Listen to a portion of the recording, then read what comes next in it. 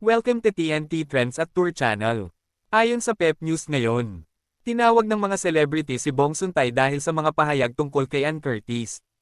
Umani ng batikos mula sa netizens at mga kilalang personalidad ang anilay pambabastos ni Quezon City 4th District Representative Jesus Bong Suntay matapos sa TV host actress na si Ann Curtis.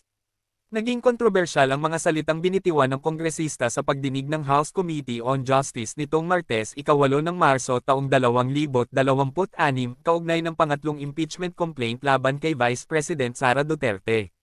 Sa nasabing pagdinig, ipinipilit ni Suntay na wala umanong sedisyon o political destabilization sa naging pahayag ni VP Duterte tungkol sa pagiging designated survivor nito.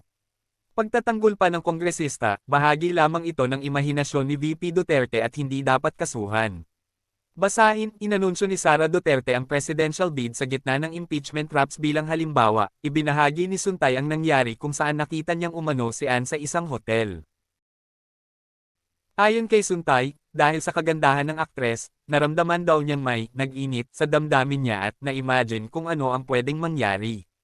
Ang pahayag na ito ni Suntay ay hindi pinalampas na pulis ng publiko, lalo na sa mga kilalang personalidad na nabastusan sa kongresista.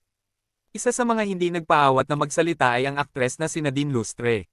Sa kanyang Instagram stories ngayong Miyerkules ika-4 ng Marso taong 2026, pinasaringan ni Nadine si Suntay sa pamamagitan ng pag-repost sa isang art card na may kaugnayan sa walang habas na pambabastos sa mga kababaihan. Mababasa rito, NAKAKAINIT talaga. Nakakainit ng ulo at ng dugo ang mga taong walang habas na ipinapangalandakan ang kabastusan sa mga kababaihan. Please don't forget to subscribe TNT Trends and Tour channel, click the notification bell to notify you in our next video, please like and share at comment down below. Thank you for watching.